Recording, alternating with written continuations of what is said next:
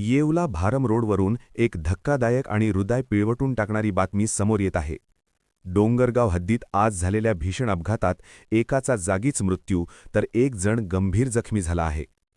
येवला भारम रोडवर छोटा हत्ती अर्थात मिनी ट्रक आणि दुचाकी यांच्यात झालेल्या जबरदस्त धडकेत हा भीषण अपघात घडला.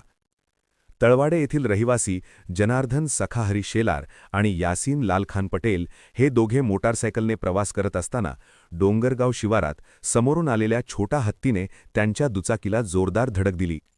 अपघात इतका भीषण होता की जनार्दन शेलार यांचा जागीच मृत्यू झाला, तर यासीन पटेल गंभीर जखमी झाले आहेत. जखमी यासीन पटेल यांना तातडीने रुग्णालयात दाखल करण्यात आले असून त्यांची प्रकृती चिंताजनक असल्याची माहिती मिळतेय. अपघाताची माहिती मिळताच परिसरातील नागरिकांनी घटनास्थळी धाव घेत मदतकार्य केले. या दुर्दैवी घटनेमुळे तळवाडे गावासह संपूर्ण परिसरात शोककळा पसरली आहे.